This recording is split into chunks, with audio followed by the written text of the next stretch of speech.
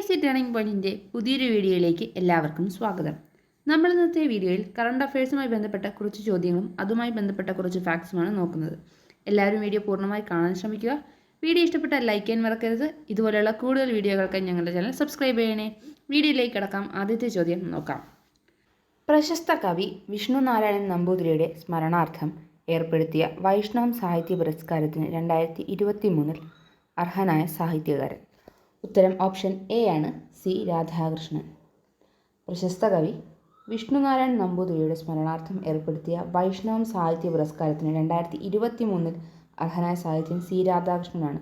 അപ്പോൾ സി രാധാകൃഷ്ണനാണ് 2023 വൈഷ്ണവ സാഹിത്യ പുരസ്കാരത്തിന് അർഹനായത്. ഇതുമായി ബന്ധപ്പെട്ട കുറച്ച് പോയിന്റ്സ് നോക്കാം. 1,11,111 രൂപയും ശില്പവും പ്രശസ്തി പത്രവും അടങ്ങുന്നതാണ് പുരസ്കാരം. അപ്പോൾ ഈ പുരസ്കാരത്തിൽ 1,11,111 രൂപയും ശില്പവും പ്രശസ്തി പത്രവുമാണ്. കേരള മീഡിയ അക്കാദമിയുടെ 2023 ആഗോള മാധ്യമ പുരസ്കാരത്തിന് അന്വേഷണാത്മക മാധ്യമ പ്രവർത്തകൻ ജോസി ജോസഫിൻ്റെ നിശബ്ദ അട്ടിമറി എന്ന കൃതി അർഹമായി. അപ്പോൾ കേരള മീഡിയ അക്കാദമിയുടെ 2023 ആഗോള മാധ്യമ പുരസ്കാരത്തിന് അന്വേഷണാത്മക മാധ്യമ പ്രവർത്തകൻ ജോസി ജോസഫിൻ്റെ നിശബ്ദ അട്ടിമറി എന്ന കൃതി അർഹമായി. അപ്പോൾ ജോസി ജോസഫിൻ്റെ നിശബ്ദ അട്ടിമറി എന്ന കൃതിയാണ് കേരള മീഡിയ അക്കാദമിയുടെ 2023 ആഗോള മാധ്യമ പുരസ്കാരത്തിന് അർഹമായത്. അടുത്ത പോയിന്റ്, 2023 അക്ബർ കക്കട്ടിൽ പുരസ്കാരം ലഭിച്ചത് സുഭാഷ് ചന്ദ്രനാണ്. കൃതി സമുദ്രശില. അപ്പോൾ സമുദ്രശില എന്ന കൃതിക്ക് സുഭാഷ് ചന്ദ്രനാണ് 2023 അക്ബർ കക്കട്ടിൽ പുരസ്കാരം ലഭിച്ചത്. അടുത്ത പോയിന്റ്, സംസ്ഥാന ബാലസാഹിത്യ ഇൻസ്റ്റിറ്റ്യൂട്ടിൻ്റെ 2023 സമഗ്ര സംഭാവന പുരസ്കാരം ലഭിച്ചത് ഉല്ലല ബാബുവിനാണ്. അപ്പോൾ ഉല്ലല ബാബുവിനാണ് 2023 സംസ്ഥാന ബാലസാഹിത്യ ഇൻസ്റ്റിറ്റ്യൂട്ടിൻ്റെ സമഗ്ര സംഭാവനയ്ക്കുള്ള പുരസ്കാരം ലഭിച്ചത്. കടമനിട്ട രാമകൃഷ്ണൻ ഫൗണ്ടേഷൻ ഏർപ്പെടുത്തിയ ഈ വർഷത്തെ കടമനിട്ട രാമകൃഷ്ണൻ പുരസ്കാരത്തിന് കവിയും ഗാനരചയിതാവുമായ റഫീഖ് അഹമ്മദ് അർഹനായി. അപ്പോൾ ഈ വർഷത്തെ കടമനിട്ട രാമകൃഷ്ണൻ പുരസ്കാരത്തിന് അർഹനായത് കവിയും ഗാനരചയിതാവുമായ റഫീഖ് അഹമ്മദിനാണ്.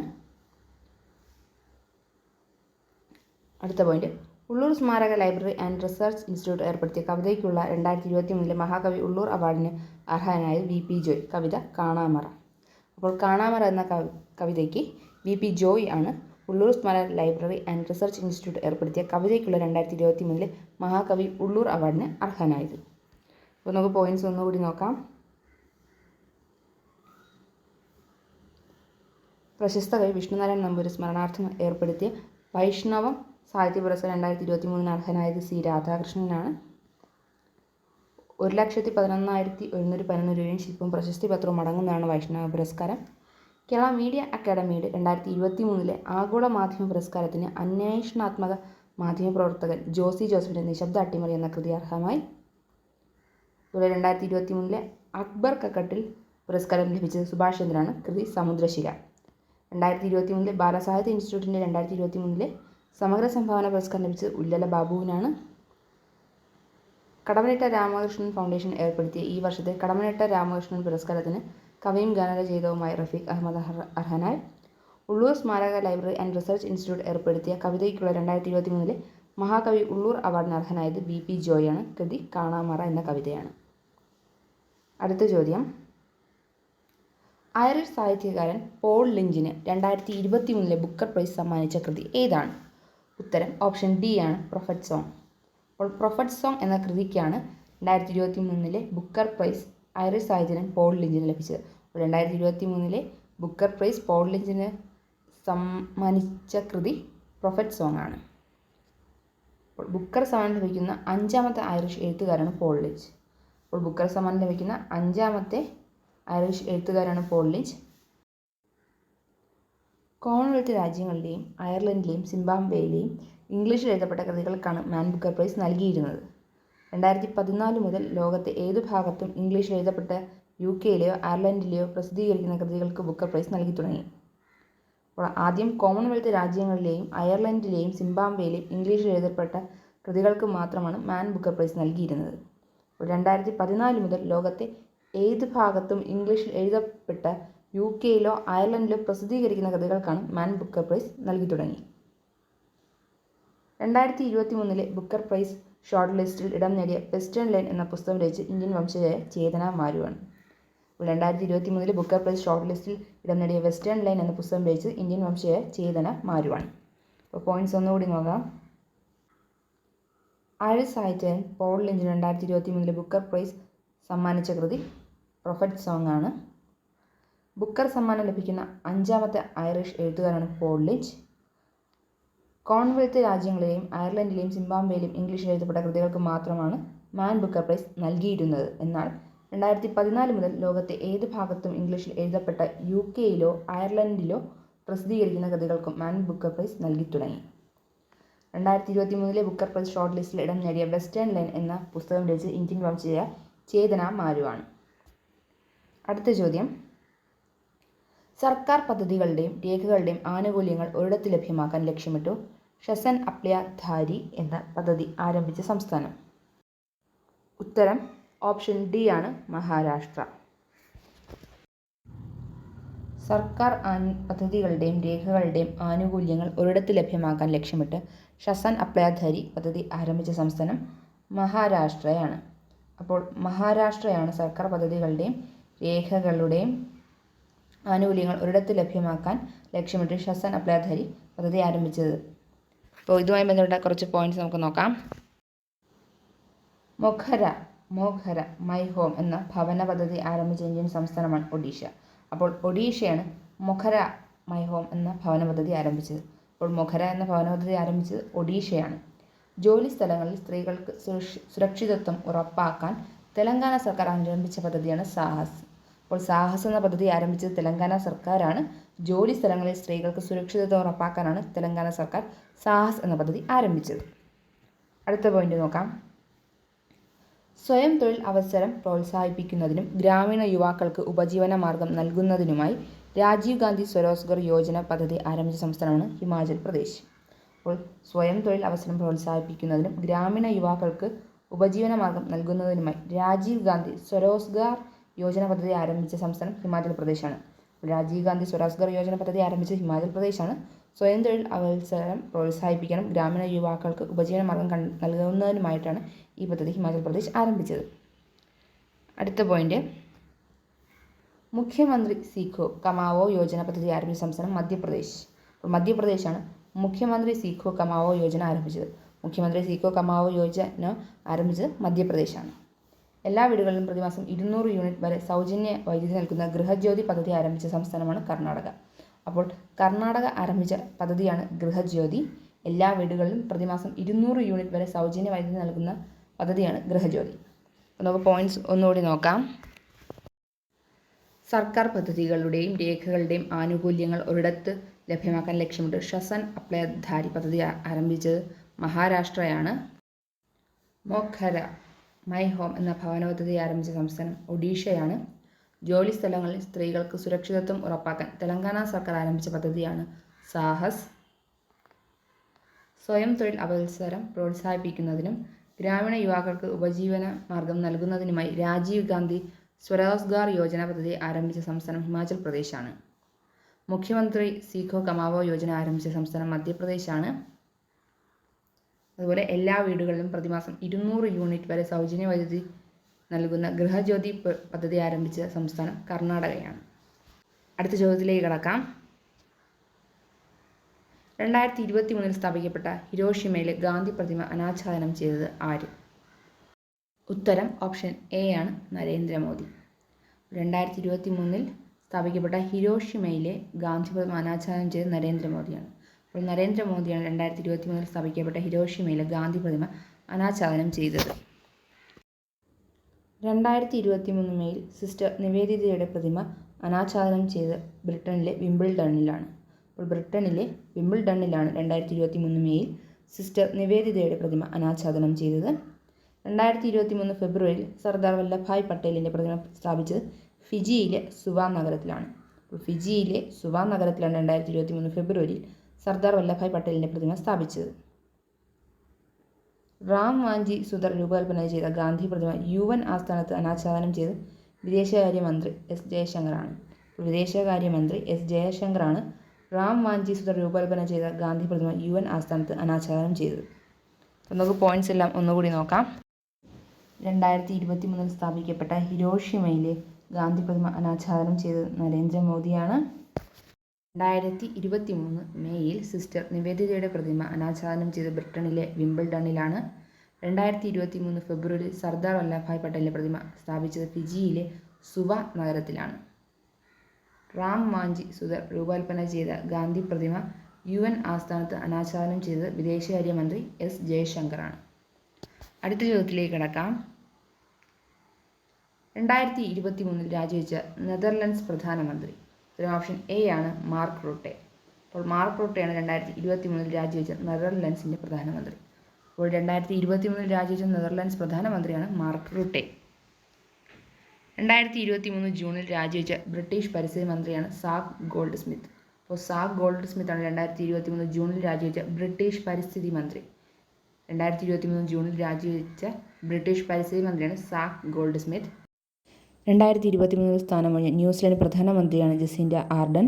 അപ്പോൾ ജസീൻഡ ആർഡനാണ് 2023 സ്ഥാനം ഒഴിഞ്ഞ ന്യൂസിലൻഡ് പ്രധാനമന്ത്രി. അടുത്ത പോയിന്റ്, 2 വർഷത്തേക്ക് തിരഞ്ഞെടുപ്പ് മാറ്റിവെക്കാൻ തീരുമാനിച്ചതിനെ തുടർന്ന് രാജിവെച്ച ചാഡ് പ്രധാനമന്ത്രിയാണ് ആൽബർട്ട് പാഹിമി പടാക്കെ. അപ്പോൾ 2 വർഷത്തേക്ക് തിരഞ്ഞെടുപ്പ് മാറ്റിവെക്കാൻ തീരുമാനിച്ചതിനെ തുടർന്ന് രാജിവെച്ച ചാഡ് പ്രധാനമന്ത്രിയാണ് ആൽബർട്ട് പാഹിമി പടാക്കെ. 2022 സ്ഥാനമൊഴിഞ്ഞ ബ്രിട്ടീഷ് പ്രധാനമന്ത്രി ലിസ് ട്രസ് ആണ് ഏറ്റവും കുറച്ചു കാലം അധികാരത്തിലിരുന്ന ബ്രിട്ടീഷ് പ്രധാനമന്ത്രി. അപ്പോൾ ഏറ്റവും കുറച്ചു കാലം അധികാരത്തിലിരുന്ന ബ്രിട്ടീഷ് പ്രധാനമന്ത്രിയാണ് 2022 സ്ഥാനമൊഴിഞ്ഞ ബ്രിട്ടീഷ് പ്രധാനമന്ത്രി ലിസ് ട്രസ്. 2022 സൈനിക അട്ടിമറിയെ തുടർന്ന് രാജിവെച്ച സുഡാൻ പ്രധാനമന്ത്രിയാണ് അബ്ദുല്ല ഹംദോക്ക്. അപ്പോൾ 2022 സൈനിക അട്ടിമറിയെ തുടർന്ന് രാജിവെച്ച സുഡാൻ പ്രധാനമന്ത്രിയാണ് അബ്ദുല്ല ഹംദോക്ക്. കോവിഡ് കാലത്തെ സർക്കാർ അഴിമതിയുടെ ഉത്തരവാദിത്തമേറ്റ് 2023 രാജിവെച്ച വിയറ്റ്നാം പ്രസിഡന്റാണ് എൻഗുയൻ ഷുവാൻ ഫുക്ക്. അപ്പോൾ കോവിഡ് കാലത്തെ സർക്കാർ അഴിമതിയുടെ ഉത്തരവാദിത്തമേറ്റ് 2023 രാജിവെച്ച വിയറ്റ്നാം പ്രസിഡന്റ് എൻഗുയൻ ഷുവാൻ ഫുക്കാണ്. പോയിന്റ്സ് ഒന്നുകൂടി നോക്കാം. 2023 രാജിവെച്ച നെതർലൻഡ്സ് പ്രധാനമന്ത്രിയാണ് മാർക്ക് റൂട്ടെ. 2023 ജൂണിൽ രാജിവെച്ച ബ്രിട്ടീഷ് പരിസ്ഥിതി മന്ത്രിയാണ് സാബ് ഗോൾഡ് സ്മിത്ത്. 2023 സ്ഥാനമൊഴിഞ്ഞ ന്യൂസിലൻഡ് പ്രധാനമന്ത്രിയാണ് ജസീൻഡ ആർഡൻ. 2 വർഷത്തേക്ക് തിരഞ്ഞെടുപ്പ് മാറ്റിവെക്കാൻ തീരുമാനിച്ചതിനെ തുടർന്ന് രാജിവെച്ച പ്രധാനമന്ത്രിയാണ് ആൽബർട്ട് പാഹിമി പടാക്കെ. 2022 സ്ഥാനമൊഴിഞ്ഞ ബ്രിട്ടീഷ് പ്രധാനമന്ത്രി ലിസ് ട്രസ് ആണ് ഏറ്റവും കുറച്ചു കാലം അധികാരത്തിലിരുന്ന ബ്രിട്ടീഷ് പ്രധാനമന്ത്രി. 2022 സൈനിക അട്ടിമറിയെ തുടർന്ന് രാജിവെച്ച സുഡാൻ പ്രധാനമന്ത്രിയാണ് അബ്ദുല്ല ഹംദോക്ക്. കോവിഡ് കാലത്തെ സർക്കാർ അഴിമതിയുടെ ഉത്തരവാദിത്തമേറ്റ് 2023 രാജിവെച്ച വിയറ്റ്നാം പ്രസിഡന്റാണ് എൻഗുയൻ ഷുവാൻ ഫുക്ക്. അടുത്ത ചോദ്യം നോക്കാം. ഇന്ത്യയിൽ ആദ്യമായി തദ്ദേശീയമായി വികസിപ്പിച്ച aviation weather monitoring system AWMS നിലവിൽ വന്ന വിമാനത്താവളം. ഉത്തരം ഓപ്ഷൻ ബി ആണ് ബംഗളൂരു കെമ്പഗൌഡ വിമാനത്താവളം. അപ്പോൾ ബംഗളൂരു കെമ്പഗൌഡ വിമാനത്താവളത്തിലാണ് ഇന്ത്യയിൽ ആദ്യമായിട്ട് തദ്ദേശീയമായി വികസിപ്പിച്ച ഏവിയേഷൻ വെതർ മോണിറ്ററിംഗ് സിസ്റ്റം നിലവിൽ വന്നത്. അപ്പോൾ ഇന്ത്യയിൽ ആദ്യമായി തദ്ദേശീയമായി വികസിപ്പിച്ച ഏവിയേഷൻ വെതർ മോണിറ്ററിംഗ് സിസ്റ്റം നിലവിൽ വന്നത് ബംഗളൂരു കെമ്പഗൌഡ വിമാനത്താവളത്തിലാണ്. ഇന്ത്യയിലെ ആദ്യ സമ്പൂർണ്ണ കോണ്ടാക്ട്ലെസ് കാർ പാർക്കിംഗ് ആരംഭിച്ചത് ഹൈദരാബാദ് രാജ്യാന്തര വിമാനത്താവളത്തിലാണ്. അപ്പോൾ ഹൈദരാബാദിലെ രാജ്യാന്തര വിമാനത്താവളത്തിലാണ് ഇന്ത്യയിലെ ആദ്യ സമ്പൂർണ്ണ കോണ്ടാക്ട്ലെസ് കാർ പാർക്കിംഗ് ആരംഭിച്ചത്. ഇന്ത്യയിൽ ആദ്യമായി പ്രൈവറ്റ് ജെറ്റ് ടെർമിനൽ നിലവിൽ വന്നത് ന്യൂഡൽഹിയിലെ ഇന്ദിരാഗാന്ധി രാജ്യാന്തര വിമാനത്താവളത്തിലാണ്. ന്യൂഡൽഹിയിലെ ഇന്ദിരാഗാന്ധി രാജ്യാന്തര വിമാനത്താവളത്തിലാണ് ഇന്ത്യയിൽ ആദ്യമായിട്ട് പ്രൈവറ്റ് ജെറ്റ് ടെർമിനൽ നിലവിൽ വന്നത്. ഇന്ത്യയിൽ ആദ്യമായി യാത്രക്കാർക്ക് ഇൻഫ്ലൈറ്റ് വൈഫൈ സൗകര്യം നൽകാൻ തീരുമാനിച്ചത് വിസ്താര എയർലൈൻ സർവീസാണ്. അപ്പോൾ വിസ്താര എയർലൈൻ സർവീസാണ് ഇന്ത്യയിൽ ആദ്യമായിട്ട് യാത്രക്കാർക്ക് ഇൻഫ്ലൈറ്റ് വൈഫൈ സൗകര്യം നൽകാൻ തീരുമാനിച്ചത്. ഇന്ത്യയിൽ ആദ്യമായി കോവിഡ് ടെസ്റ്റിംഗ് ഫെസിലിറ്റി നിലവിൽ വന്ന എയർപോർട്ടാണ് ന്യൂഡൽഹി ഇന്ദിരാഗാന്ധി ഇൻ്റർനാഷണൽ എയർപോർട്ട്. അപ്പോൾ ഇന്ത്യയിൽ ആദ്യമായിട്ട് കോവിഡ് ടെസ്റ്റിംഗ് ഫെസിലിറ്റി നിലവിൽ വന്ന എയർപോർട്ടാണ് New Delhi Indira Gandhi international airport. Green hydrogen ഉൽപ്പാദിപ്പിക്കുന്ന ലോകത്തിലെ ആദ്യത്തെ വിമാനത്താവളമാണ് കൊച്ചി രാജ്യാന്തര വിമാനത്താവളം. അപ്പോൾ കൊച്ചി രാജ്യാന്തര വിമാനത്താവളമാണ് ഗ്രീൻ ഹൈഡ്രജൻ ഉൽപ്പാദിപ്പിക്കുന്ന ലോകത്തിലെ ആദ്യത്തെ വിമാനത്താവളം. പോയിന്റ്സ് ഒന്നുകൂടി നോക്കാം.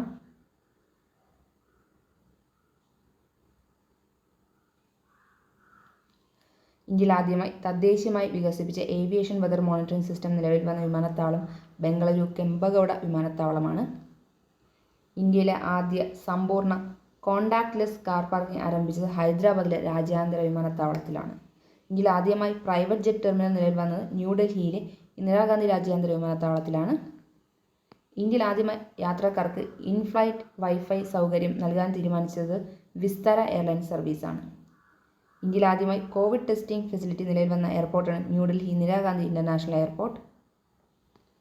ഗ്രീൻ ഹൈഡ്രജൻ ഉൽപ്പാദിപ്പിക്കുന്ന ലോകത്തിലെ ആദ്യത്തെ വിമാനത്താവളമാണ് കൊച്ചി രാജ്യാന്തര വിമാനത്താവളം. അടുത്ത ചോദ്യം നോക്കാം. 2023 ഡിസംബറിൽ മ്യൂസിയം ഓഫ് ദ മൂൺ പ്രദർശനം നടന്നത് ഏത് ജില്ലയിലാണ്? ഉത്തരം ഓപ്ഷൻ എ ആണ്, തിരുവനന്തപുരം. തിരുവനന്തപുരം ജില്ലയിലാണ് 2023 ഡിസംബറിൽ മ്യൂസിയം ഓഫ് ദ മൂൺ പ്രദർശനം നടന്നത്.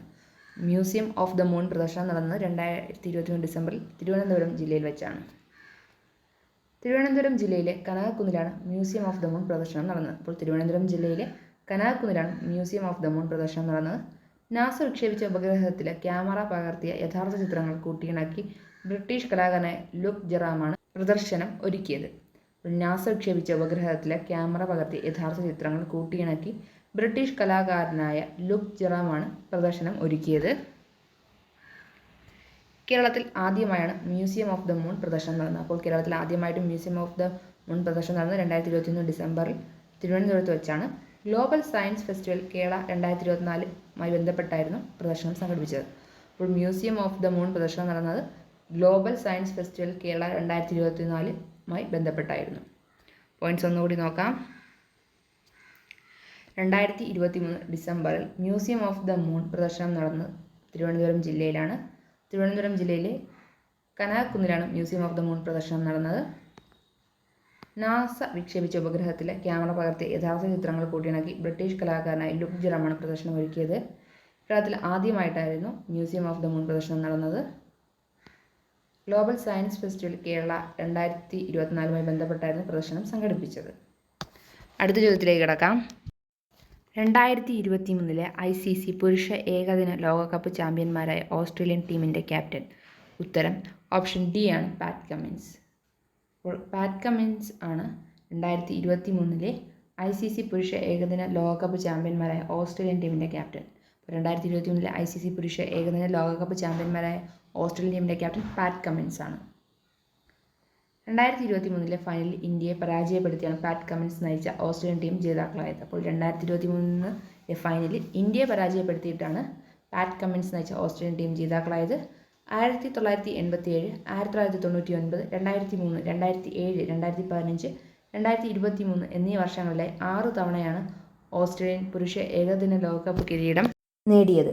1987, 1999, 2003, 2007, 2015, 2023 എന്നീ വർഷങ്ങളിലെ 6 തവണയാണ് ഓസ്ട്രേലിയൻ പുരുഷ ഏകദിന ലോകകപ്പ് കിരീടം നേടിയത്. ഇന്ത്യയുടെ 4ാമത്തെ ഫൈനലായിരുന്നു 2023 1983 2011 ഇന്ത്യ ജേതാക്കളായിരുന്നു. അപ്പോൾ 2023 ഇന്ത്യയുടെ 4ാമത്തെ ഫൈനലായിരുന്നു. 1983 2011 ഇന്ത്യയായിരുന്നു ജേതാക്കൾ. പൂർണ്ണമായും ഇന്ത്യ വേദിയ ആദ്യ ഏകദിന ക്രിക്കറ്റ് ലോകകപ്പാണ് 2023 നടന്നത്. അപ്പോൾ 2023 നടന്നത് പൂർണ്ണമായും ഇന്ത്യ വേദിയ ആദ്യത്തെ ഏകദിന ക്രിക്കറ്റ് ലോകകപ്പാണ്. ലോകകപ്പ് ഫൈനലിലെ താരമായി ഓസ്ട്രേലിയൻ താരമായ ട്രാവിസ് ഹെഡ് തിരഞ്ഞെടുക്കപ്പെട്ടു. അപ്പോൾ ഓസ്ട്രേലിയൻ താരമായ ട്രാവിസ് ഹെഡാണ് ലോകകപ്പ് ഫൈനലിലെ താരമായി തിരഞ്ഞെടുക്കപ്പെട്ടത്. ഇന്ത്യയുടെ വിരാട് കോഹ്ലിയാണ് ടൂർണമെൻറ്റിൻ്റെ താരമായത്. ടൂർണമെൻറ്റ് താരമായി തിരഞ്ഞെടുക്കപ്പെട്ട ഇന്ത്യയുടെ വിരാട് കോഹ്ലിയാണ്. പോയിന്റ്സ് ഒന്നുകൂടി നോക്കാം. 2023 ICC പുരുഷ ഏകദിന ലോകകപ്പ് ചാമ്പ്യന്മാരായ ഓസ്ട്രേലിയൻ ടീമിൻ്റെ ക്യാപ്റ്റൻ പാറ്റ് കമ്മിൻസ് ആയിരുന്നു. 2023 ഫൈനലിൽ ഇന്ത്യയെ പരാജയപ്പെടുത്തിയാണ് പാറ്റ് കമ്മിൻസ് നയിച്ച ഓസ്ട്രേലിയൻ ടീം ജേതാക്കളായത്. 1987, 1999, 2003, 2007, 2015, 2023 എന്നീ വർഷങ്ങളിലെ 6 തവണയാണ് ഓസ്ട്രേലിയ പുരുഷ ഏകദിന ലോകകപ്പ് കിരീടം നേടിയത്. ഇന്ത്യയുടെ 4ാമത്തെ ഫൈനലായിരുന്നു 2023 1983 2011 ഇന്ത്യ ജേതാക്കളായിരുന്നു. പൂർണ്ണമായും ഇന്ത്യ വേദിയ ആദ്യ ഏകദിന ക്രിക്കറ്റ് ലോകകപ്പാണ് 2023 നടന്നത്. ലോകകപ്പ് ഫൈനലിലെ താരമായി ഓസ്ട്രേലിയൻ താരമായി ട്രാവിസ് ഹെഡ് തിരഞ്ഞെടുക്കപ്പെട്ടു. ഇന്ത്യയുടെ വിരാട് കോഹ്ലിയാണ് ടൂർണമെൻറ്റിൻ്റെ താരമായത്. ഇന്നത്തെ വീഡിയോ ഇവിടെ തീരുകയാണ്. Thank you all for watching.